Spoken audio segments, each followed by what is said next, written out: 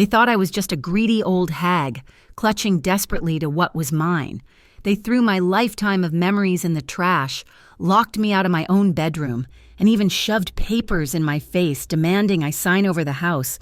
They mistook my silence for surrender. But they forgot one crucial thing. This house, this life, and all my secrets were never theirs to take. And when I strike back, they'll learn what a greedy old hag can truly do. My name is Evelyn Carter, and at 72 years old, I thought I'd seen enough of life to know when trouble was brewing under my own roof. But nothing could have prepared me for the morning I found my wedding album in the garbage can. Its white leather cover, stained with coffee grounds and yesterday's leftovers. What the hell is this? I pulled the album from the trash, my arthritis-riddled fingers trembling with rage rather than pain. Sabrina, my daughter-in-law, barely glanced up from her phone. "Oh, that old thing? We need to declutter. Mom, this house is like a museum." A museum. 43 years of memories, of love, of building a life with my late husband Harold, reduced to clutter. I watched her manicured nails tap against the screen, probably texting her friends about the burden of living with her husband's mother. Daniel. I called for my son, hoping he'd see reason. He emerged from Harold's study. No, what used to be Harold's study, carrying a measuring tape. "Mom, perfect timing. We're thinking of turning the master bedroom into a game room. The lighting's better up there. And let's be honest, you don't need all that space." I stared at him. This stranger wearing my son's face, when had he become this? The boy I'd raised, who used to help his father build this very house, now saw it as nothing more than square footage to redistribute. "The master bedroom is my room," I said quietly. "Was?" Sabrina corrected, not bothering to hide her smirk. "Daniel and I have been cramped in that tiny guest room for 3 months now. We moved in to help you. Remember?" Help me. That's what they called it when they showed up with their SUV packed to the brim, claiming they wanted to be there for me after Harold's death. I'd been managing fine on my own for 2 years, but suddenly I needed help. That evening, I retreated to my bedroom, while I still could, and sat in Harold's old chair by the window. From here, I could see the garden we'd planted together, now overgrown because Sabrina complained about the dirt under her nails whenever I asked for help. I could see the oak tree where we'd carved our initials, now scheduled for removal because Daniel thought it blocked too much light. The photo frames on my dresser caught my eye, our anniversary pictures, Daniel's graduation, Emma's first birthday, my granddaughter, the only bright spot in this nightmare, one by one. I noticed gaps where pictures used to be. The empty spaces told their own story. I found them later, stuffed in a box labeled "Donate" in the hallway. My life, packaged for disposal. "You're not donating these," I said, carrying the box back to my room. Daniel sighed dramatically. "Mom, you're being unreasonable. Sabrina's just trying to modernize the place. You should be grateful." Grateful. The word tasted bitter. Grateful that you're erasing your father from his own home? "He's gone. Mom," Daniel's voice was cold, matter of fact. "And holding on to every scrap of paper won't bring him back. Besides, when we update this place, the property value will skyrocket. That's good for all of us." All of us. As if this house was already community property. As if my consent was just a formality they had to endure. That night, I lay in bed listening to them moving around downstairs. Sabrina's shrill laugh echoed through the hallways Harold had carefully soundproofed. I heard furniture being dragged across the hardwood floors we'd spent months selecting. Every scrape felt like a wound. They thought I was just a sentimental old woman, too weak to fight back, too attached to meaningless objects. They saw my silence as submission, my tears as the weakness of age. They were wrong. I reached for the phone on my nightstand and scrolled through my contacts. There were people they didn't know about, resources they couldn't imagine. I'd been Harold Carter's wife for 35 years, and he taught me more than just how to tend a garden. As I listened to Daniel and Sabrina planning their renovations with my money in my house, I made a decision. They wanted to play games? Fine. But they'd forgotten one crucial detail. I still owned the board. The betrayal didn't start with the wedding album in the trash. No, it began 3 years ago when Daniel's construction business collapsed like a house of cards.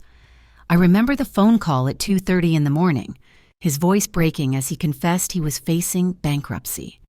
"Mom, I don't know what to do. The lawyers, the creditors, they're going to take everything." Harold was still alive then, fighting his own battle with cancer. But we didn't hesitate. The land in Riverside County, 40 acres of pristine property my parents had left me, was worth enough to save him.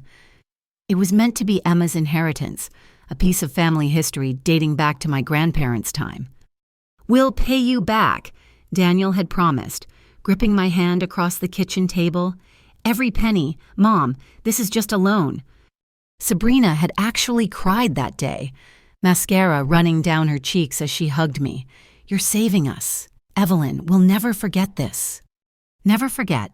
What a joke. The land sold for $800,000. After taxes and fees, it was just enough to clear Daniel's debts and give them a fresh start. I watched my family's legacy transform into a check, then disappear into the void of his failed business ventures. For a while, they were grateful. Sunday dinners, phone calls, offers to help with Harold's medical appointments. But gratitude, I learned, has an expiration date. It spoiled completely when they asked for more. "The Riverside property is gone, but you still have that plot in Kern County," Daniel had mentioned casually over Thanksgiving dinner, not 2 years after I'd saved them, just sitting there generating property taxes. "That's where my parents are buried," I said, my fork suspended halfway to my mouth. Sabrina waved her hand dismissively. "We're not saying disturb the graves, just sell the surrounding acreage. It's worth at least $300,000 now. We could finally buy a house instead of renting." No. The word hung in the air like a challenge. Daniel's face darkened. "No? Just like that?" "Just like that." I set down my fork carefully. "That land stays in the family. It's not for sale." "Family?" Sabrina's voice pitched higher. "We're your family, but you'd rather hold on to dirt than help us build a future." "I already helped you build a future. $800,000 worth?" That was different. "How?" I looked at my son, searching for the boy who used to help his grandfather tend those graves every Memorial Day. "How is it different, Daniel?" He couldn't meet my eyes.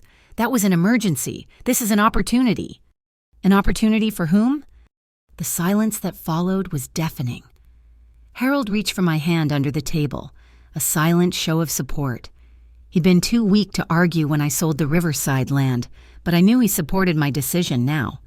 After that Thanksgiving, the narrative changed. Suddenly, I wasn't the mother who'd sacrificed her inheritance to save them. I was the greedy old woman hoarding resources while her children struggled. The story spread through their social circle, carefully edited to omit certain details. "Can you believe she owns all that land and won't help her own son? Daniel works so hard and she just sits on empty property. Some people don't understand family comes first." The whispers reached me through Emma, who overheard her parents' friends at a barbecue. My granddaughter, wise beyond her 15 years, saw through the deception.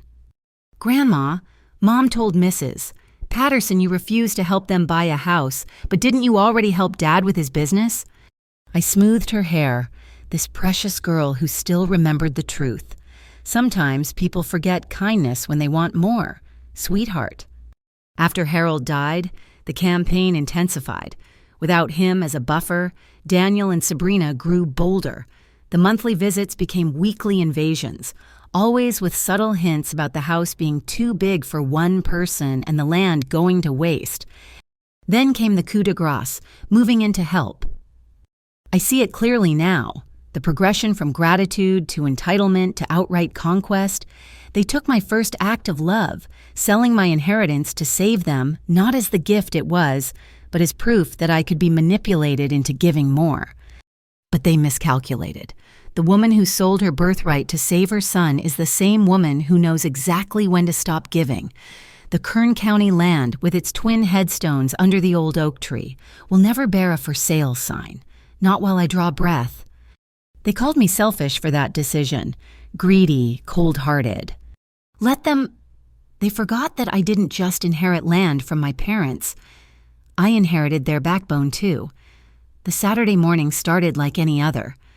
I'd gone to the farmer's market, taking my time selecting tomatoes and chatting with Mrs.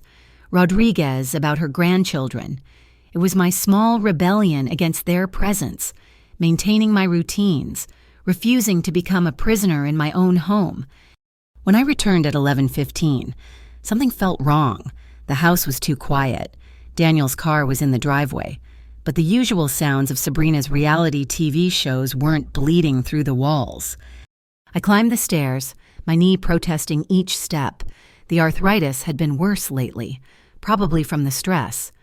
As I reached the landing, I noticed my bedroom door was closed. Strange, I always left it open for airflow. The doorknob wouldn't turn. For a moment, I stood there, grocery bag in hand, convinced I was mistaken. I tried again.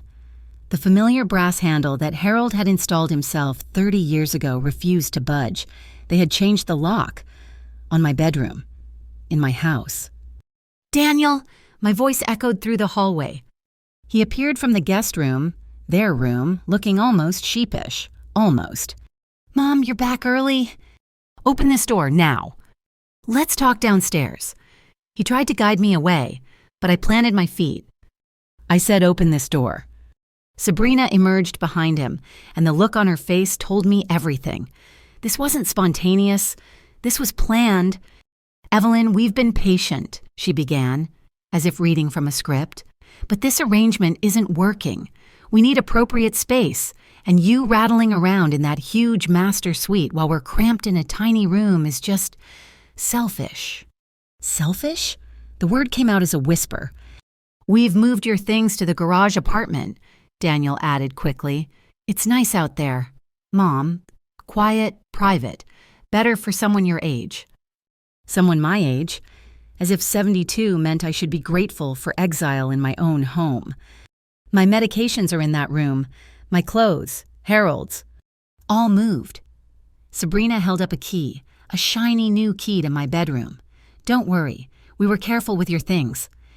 I set down the grocery bag very slowly, afraid of what I might do if I moved too quickly. Inside that locked room was the quilt my mother made for my wedding, Harold's watch collection, the journal I'd kept for 40 years. Inside that room was my life, and they'd locked me out of it. "You have 10 seconds to open that door." Daniel sighed. "Mom, be reasonable. At your age, those stairs are dangerous anyway. The garage apartment is all one level." 5 seconds. "This is for your own good." Sabrina's mask finally slipped, revealing the ugliness beneath. "You think we want to live like this? Watching you hoard everything while we sacrifice? We gave up our apartment to help you. Nobody asked you to..."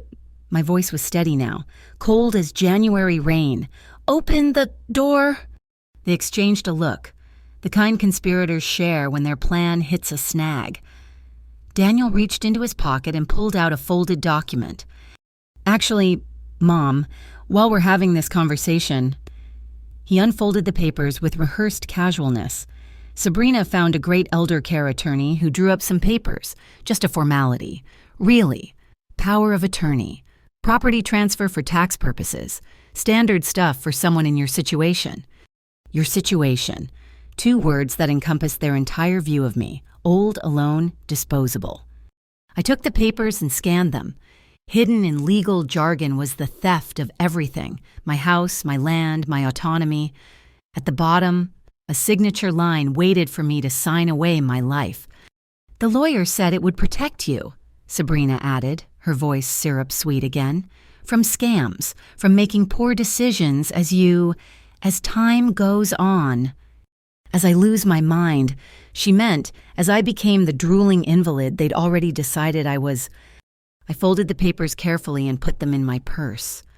"I'll review these with my own attorney." "You don't have an attorney," Daniel scoffed. "Don't I?" I smiled then, and something in my expression made them both step back. Unlock my bedroom door. Last warning. Or what? Sabrina challenged. You'll call the police? Tell them your loving son and daughter-in-law are taking care of you, looking after your best interests? No, I said quietly. I'll call Richard Hale. The name dropped between us like a stone in still water. They didn't know who Richard was. Harold had been careful about that friendship, but something in my certainty, in the way I wielded that name like a weapon, made them hesitate. I turned and walked downstairs, leaving my groceries in the hallway, behind me. I heard furious whispers, the sound of feet pacing on hardwood that didn't belong to them. In the kitchen, I made myself tea with steady hands. Outside the window, the garage apartment squatted like a tomb, waiting to bury me alive. They thought they'd won. They thought a locked door and legal papers were checkmate. They had no idea what game we were really playing.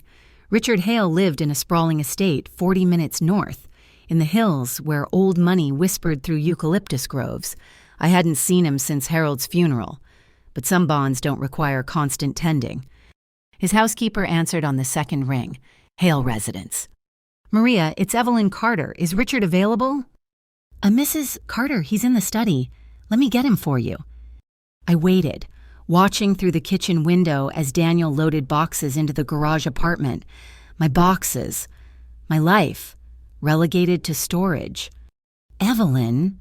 Richard's voice was exactly as I remembered, gravel and warmth in equal measure. How are you holding up? I need to see you. Richard, today, if possible. There was a pause.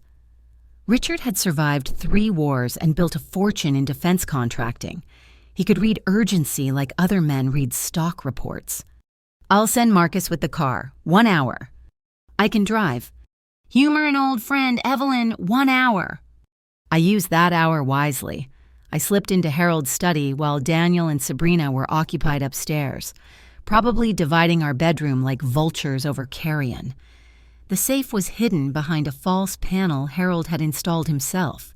They'd never find it without tearing down walls. Inside were the real documents, the deed to the house, clear and unencumbered, Harold's will, leaving everything to me. Our marriage certificate, insurance policies, and something else. Photographs from 1979, Richard and Harold in army uniforms, standing beside a helicopter in Cambodia, missions that never officially happened. I tucked everything into a leather portfolio just as the black town car pulled into the driveway. Going somewhere? Sabrina appeared in the doorway, eyes narrowed. Lunch with a friend. Which friend? You don't have any friends left. I smiled. Don't wait up. Marcus, Richard's driver for 20 years, helped me into the car with old-world courtesy. As we pulled away, I saw Sabrina on the porch, phone pressed to her ear. Let her wonder. Let her worry. Richard met me at the door himself, dismissing formalities with a crushing hug. Evelyn, you look like hell. Charming as ever. He led me to his study, a room that smelled of leather and gunpowder. He still cleaned his service weapon every Sunday, a ritual from another life. I spread the papers on his desk and told him everything. The locked bedroom, the legal documents, the systematic erasure of my existence in my own home. Richard listened without interrupting, his face growing darker with each detail. When I finished, he poured 2 fingers of bourbon, Harold's brand, and pushed the glass across the desk. Drink. It's 2 p.m, and you're under siege. Drink. The bourbon burned, but it steadied my nerves. They want the house, so Richard said it wasn't a question. They want everything. The house, the land in Kern County, power of attorney. They want me to disappear. Harold would have shot them. Harold wasn't here to see his son become a stranger. Richard studied the papers they'd tried to make me sign, occasionally snorting in disgust. Amateur hour. This wouldn't hold up in traffic court, let alone probate. He looked up. You know I owe Harold my life. He never said. Cambodia, 79. Classified operation went sideways. Harold carried me 2 miles through jungle with 3 bullets in him. Richard's eyes were distant, seeing ghosts. Said if he died, I was to look after you. Time to pay that debt. Richard, I don't want charity. Shut up and listen. He pulled out a legal pad. All business now. We're going to sell your house. To me. What? Market value, cash deal. But here's the beauty. We'll structure it as a life estate. You keep full rights to live there until you die. I can't evict you, sell it, or modify it without your permission. And anyone who harasses you? His smile was sharp. They're harassing the legal owner, me, and I have very expensive lawyers. But Daniel can't contest a legal sale between competent adults. The property isn't part of any inheritance until you die, and by then, it'll be mine to dispose of per our agreement. He leaned forward. We can include a provision to leave it to Emma when you're gone. Keep it in the real family. Real family, yes. Emma was that. The only one who still called just to hear my voice, not to catalog my assets. They'll know something's up if you suddenly appear. No, they won't. Richard's grin was pure predator. You're going to go home and play defeated. Let them think they've won. Hell, cry a little if you can manage it. Meanwhile, my lawyers will handle everything quietly. When it's time to strike, they won't see it coming. Like Cambodia? Exactly like Cambodia. Harold's tactics. Misdirection, patience, then overwhelming force. I gripped the bourbon glass, feeling something I hadn't felt since they locked my bedroom door. Hope. And beneath it, cold and patient as winter, the promise of revenge. How long? 2 weeks to make it ironclad. Can you hold out that long? I thought of my bedroom, locked away, my things, boxed and stored, my son's betrayal and his wife's contempt. 2 weeks of playing the broken old woman they'd already decided I was. I've held out this long, I said. What's 14 more days? Richard raised his glass. To Harold, and to teaching ungrateful children why you don't corner a Carter. We drank, and I felt the plan take root in my chest where my heart used to be. They wanted me weak, defeated, disappeared. They were about to learn why Harold had loved me for 35 years. I wasn't just a Carter by marriage. I was a fighter by choice. The knock came at 9 sharp on a Tuesday morning, exactly 2 weeks after my meeting with Richard. I was in the kitchen, playing my role perfectly. Shoulders slumped, moving slowly, the picture of defeat. Daniel and Sabrina had grown comfortable with my submission, barely noticing me as I shuffled around what used to be my home.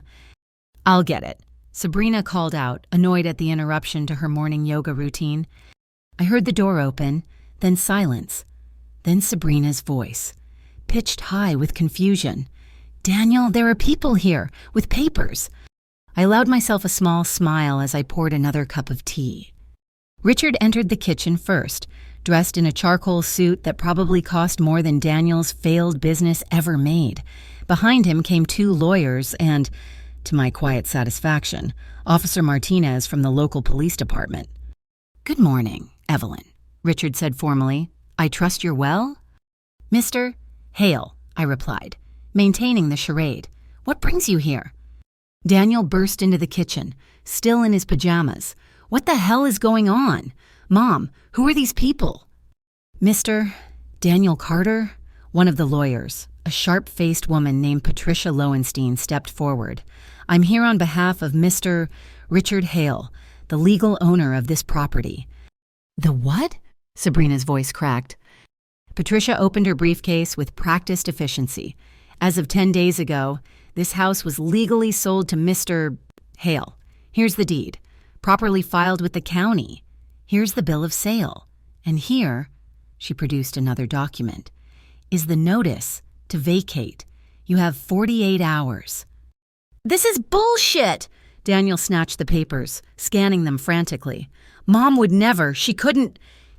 Mrs. Carter was fully within her rights to sell her property, Patricia continued smoothly. The sale was witnessed, notarized, and is completely legal. Mom? Daniel whirled on me. What did you do? I sipped my tea. What I had to do. You can't just sell our house. My house, I corrected quietly. It was never yours. Daniel, though you certainly acted like it was. Sabrina was frantically typing on her phone, probably Googling Richard's name. Her face went white as the results loaded. Daniel, this man, he's someone you should have researched before you declared war on his friend's widow, Richard said pleasantly. Now, let's discuss the terms. You have 48 hours to remove yourselves and your belongings. Any property of Mrs. Carter's that you've relocated will be returned to its original position. The bedroom furniture, Daniel started. We'll be moved back immediately. Richard cut him off. Officer Martinez is here to ensure compliance and prevent any misunderstandings. Officer Martinez nodded. Mr. Hale has also filed for a restraining order on Mrs. Carter's behalf. Once you vacate, you're not to come within 500 feet of this property or Mrs. Carter. This is insane, Sabrina shrieked. We're his family. We have rights. Actually, you don't, Patricia interjected. You were guests here, tolerated at Mrs. Carter's discretion. That tolerance has ended. You're making a mistake, Daniel said, his voice low and threatening. She's old. She needs us. What I needed, I said, standing slowly, was a son who didn't try to steal my home. What I needed was respect for the 40 years your father and I spent building this life. What I needed was family who saw me as more than a bank account and a property deed. We took care of you. You locked me out of my bedroom. You threw away my memories. You tried to exile me to the garage. My voice grew stronger with each word. You tried to make me sign away everything Harold and I built together. That's not care. Daniel, that's theft. Richard checked his watch. The clock starts now. 48 hours. My team will be monitoring the property, any damage, any missing items, any attempts to return after the deadline, and criminal charges will be filed. Where are we supposed to go? Sabrina wailed. That's no longer Mrs. Carter's concern, Patricia said, though I'd suggest you start packing. 48 hours goes quickly. Daniel stared at me, and for a moment, I saw my little boy in his eyes, confused, hurt, angry. Then it was gone, replaced by the stranger he'd become. You'll regret this, he said quietly. When you're alone, when you need help, when you're dying, don't call me. I won't, I assured him. I have real family for that. As if on cue, Emma appeared in the doorway. My granddaughter had been staying with a friend, safely away from the drama. Now she stood tall, my leather portfolio in her hands, the one with all my important papers. I believe these belong to you, Grandma, she said clearly, then turned to her parents. I'll be staying here, with my grandmother, in my home. Emma, you can't, Sabrina started.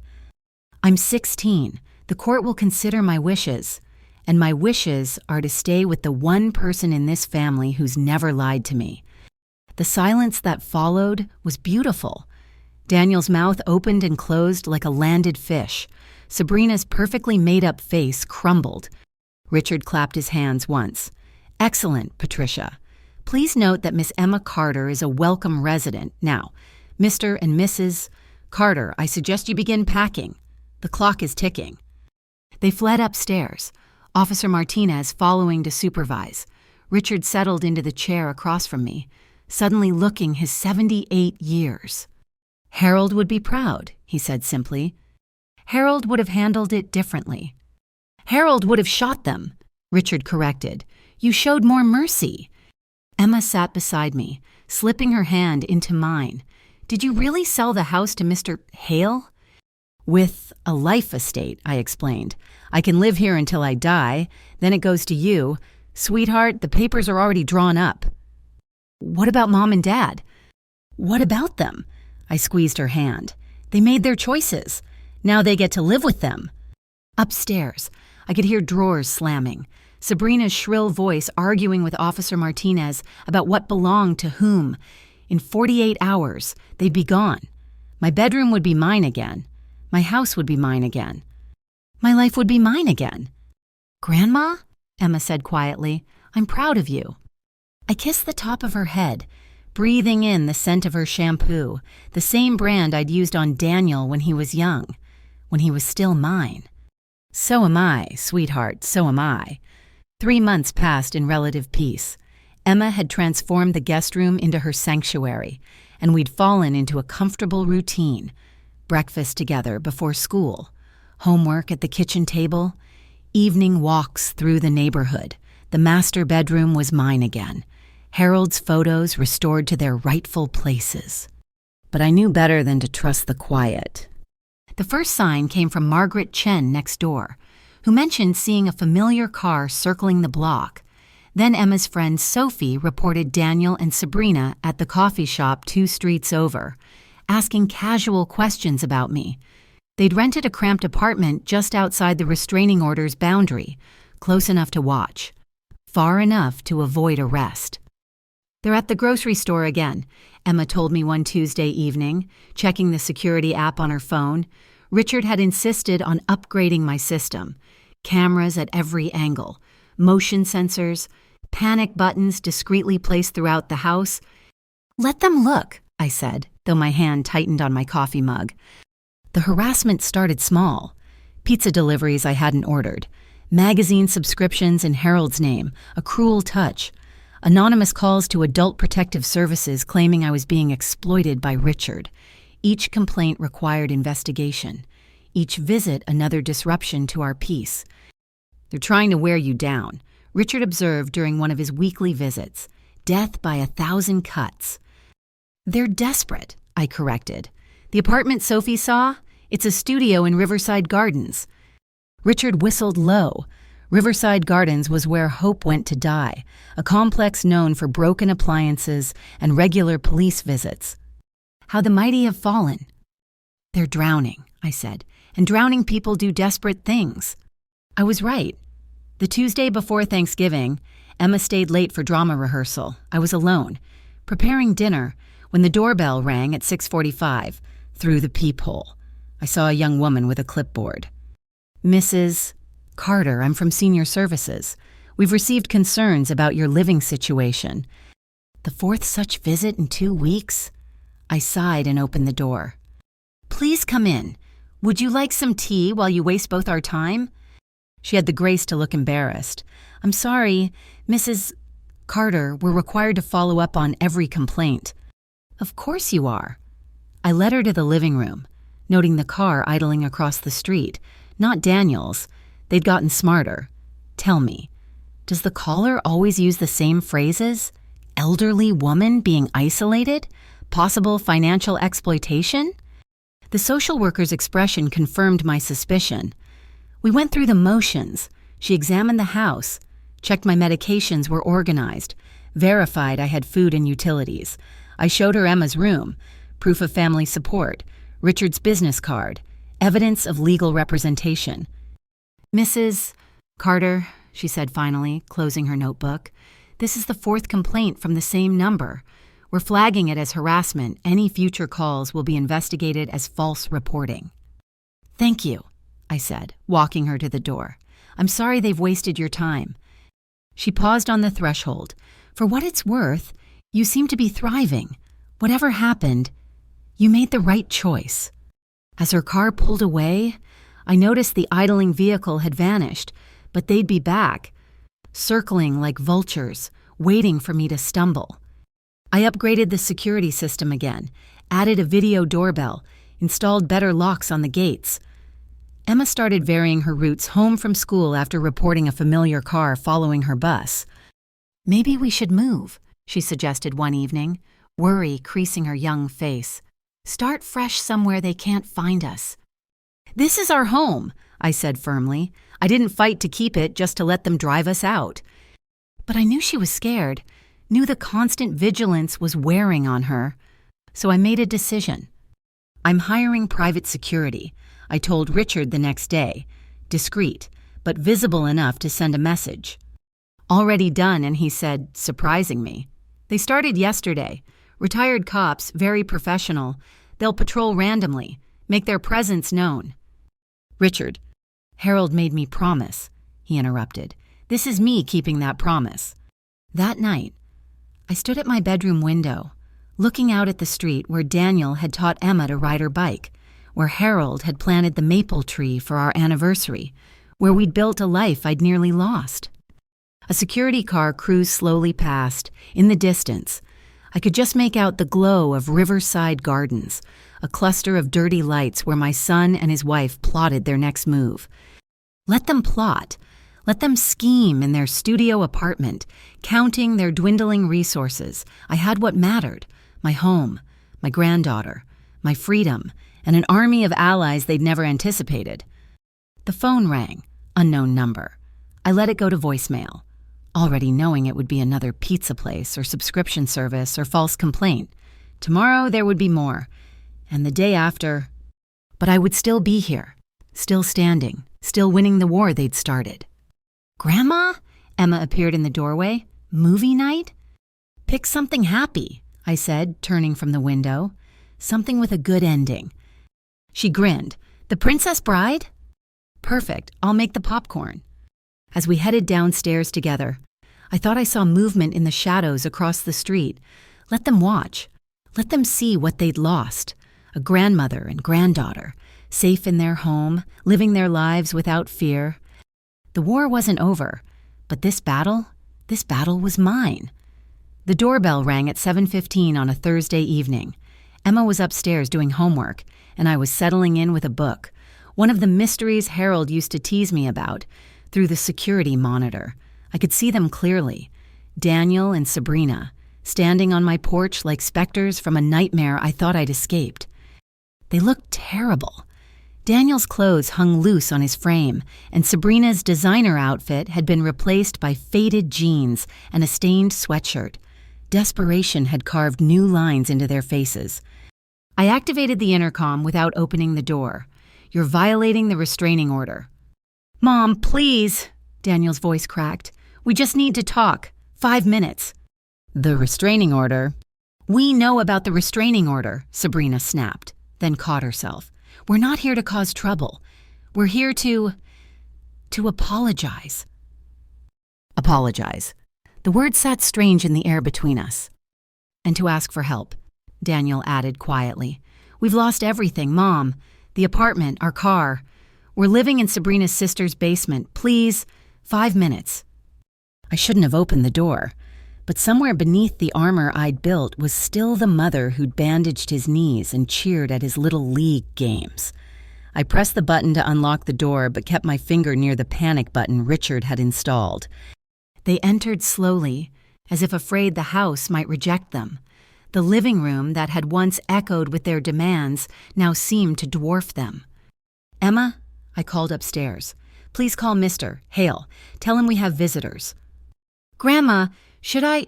Her voice carried down, concerned. "Just make the call, sweetheart, then stay upstairs." I didn't offer them seats, didn't offer refreshments, just stood there, waiting. "We messed up," Daniel began. "We know that. We got caught up in things. Sabrina's sister said we were entitled to more, that you were being unfair." "Don't blame my sister," Sabrina interrupted. "We made our own choices, bad ones." "What do you want?" I asked directly. They exchanged a look, the same conspiratorial glance I'd seen before, but now tinged with desperation rather than greed. "We need a loan," Daniel said, "just enough to get back on our feet. First and last month's rent, somewhere decent, maybe a car for work." "No?" The word dropped between us like a judge's gavel. "Mom, you tried to steal my home. You locked me out of my bedroom. You attempted to have me declared incompetent." I kept my voice steady, factual. "And now you want money?" "We were wrong," Sabrina burst out. "We were horrible, but we're family." "Emma is family," I corrected. "Richard is family, Mrs. Rodriguez next door, who brought me casseroles after Harold died, is family. You two are strangers who happen to share some DNA." Daniel's face darkened, the same expression he'd worn when he'd handed me those papers to sign. "So that's it? You're just going to let us rot?"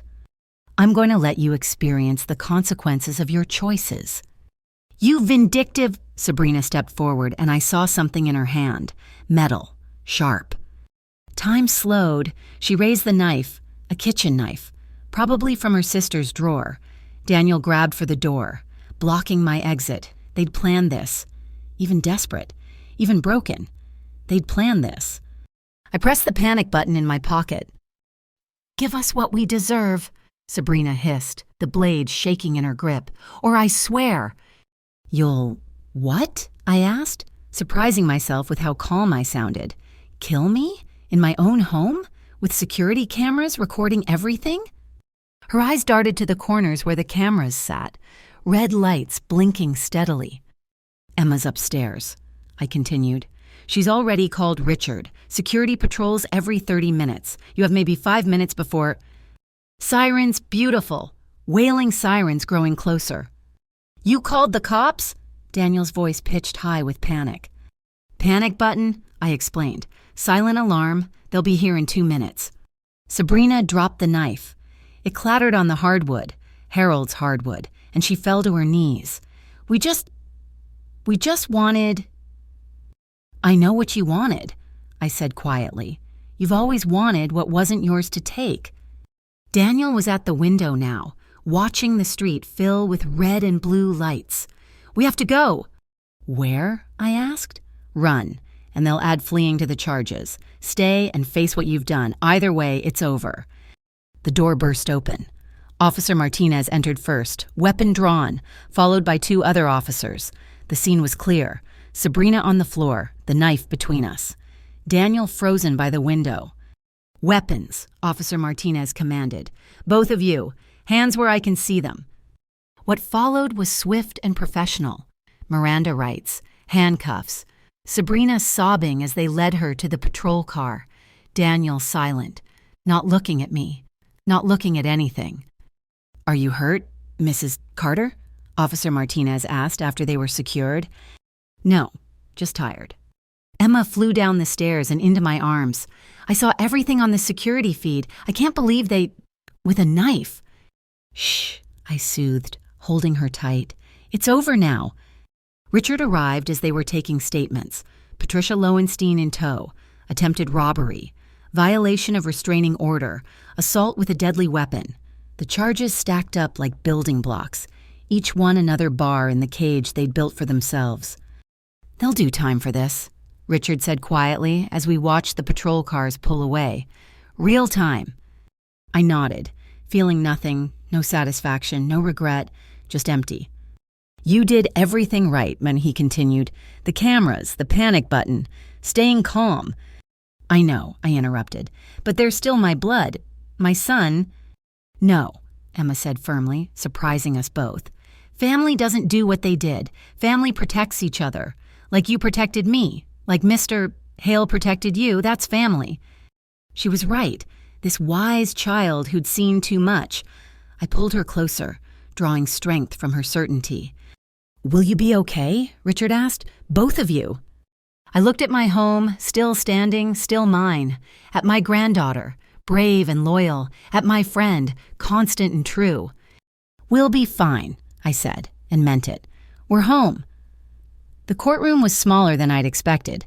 6 months after that night, I sat in the witness stand, telling my story to a judge who'd probably heard 1,000 variations of family betrayal. Daniel and Sabrina sat at the defendant's table, orange jumpsuits replacing their former finery. I testified calmly, factually, the locked bedroom, the forced relocation, the papers they'd tried to make me sign, the knife. Each word was a nail in the coffin of what we'd once been to each other. Daniel never looked at me, not once. When the verdict came, guilty on all charges, Sabrina wailed. Daniel just stared at his shackled hands. 3 to 5 years, long enough to think about choices, long enough for Emma to graduate, go to college, start her life without their shadow. Outside the courthouse, Richard waited with Emma. She'd wanted to testify, but I'd refused. No child should have to condemn her parents, even parents like these. "It's done," I said simply. "No," Richard corrected. "Now it's done." We drove home in silence, each lost in our own thoughts. As we turned onto my street, our street, I saw the neighbors out in their yards. Mrs. Rodriguez watering her roses, the Miller twins shooting hoops. Normal life, continuing as it always had. Emma helped me from the car, and we walked to the front door together. My hand trembled slightly as I unlocked it, not from fear, but from the weight of finality. This house, this life, was truly ours now. "Grandma," Emma said as we stepped inside, "are you okay?" I looked around the entryway. Harold's coat still hung on the rack. I'd never had the heart to move it. Our wedding photo smiled from the wall. Emma's school awards decorated the hallway, evidence of life moving forward. "You know what?" I said, surprising myself. "I am okay, for the first time in years. I'm actually okay." That evening, as Emma did homework at the kitchen table and I prepared dinner, I thought about ownership. They'd called me a greedy old hag for holding on to what was mine, but it was never about the house. Not really. It was about holding on to myself, my memories, my dignity, my right to exist without apology. The doorbell rang at 7:30. Emma looked up, alert, but I just smiled. "It's Thursday," I reminded her. "Richard's chess night." She relaxed, returning to her calculus as I welcomed my old friend. We set up the board in Harold's study, our weekly ritual that had become as essential as breathing. "Any regrets?" Richard asked, moving his pawn. "About Daniel?" I considered the board, the question. "I regret what he became, but not what I did about it." "Good." He nodded approvingly. "Harold would be proud. Harold would have handled it differently." "Harold would have shot them." Richard laughed. "You chose law over violence. That's evolution." We played in companionable silence, the house settling around us with familiar creaks and sighs. Somewhere across town, my son sat in a cell. Somewhere else, his wife did the same. But here, in the home I'd protected, life went on. "Checkmate," Richard announced eventually. "Again?" I studied the board. "You're cheating." "I'm strategizing. Learn the difference." Emma appeared in the doorway with tea and cookies. "Who won?" "Mr. Hale," I said, "as usual." "Only because your grandmother lets me," Richard winked. "Keeps my ego healthy." As they chatted about Emma's college applications, I walked to the window. The street was quiet, peaceful, no cars circling, no shadows lurking, just home. I'd won more than a house. I'd won the right to live without fear, without manipulation, without the constant erosion of my dignity. The locks were mine. The doors were mine. The choice of who to let in, that was mine too. "Grandma?" Emma called. "Movie time?" "What are we watching?" "Your choice tonight." My choice. Such simple words, but they meant everything. "Something with a happy ending," I said, turning from the window. "Something where the good guys win." "They always do in our house," Emma said, linking her arm through mine. "Yes," I thought, as we settled onto the couch, Richard included, because family isn't just blood. In our house, the good guys always win. The credits rolled, the lights stayed on, and in the home I'd fought to keep, surrounded by the family I'd chosen to claim, I finally understood what victory really meant. It meant I was still here, still standing, still mine. The greedy old hag had won. Asterisk, asterisk, asterisk. Thank you so much for listening to my story. I'm curious to know where in the world you're tuning in from. Please share in the comments below so we can connect. If this story resonated with you, don't forget to subscribe to the channel and share your thoughts. Your experiences and perspectives make our community richer. Until next time, remember, sometimes the greatest victory is simply refusing to let go of what's rightfully yours.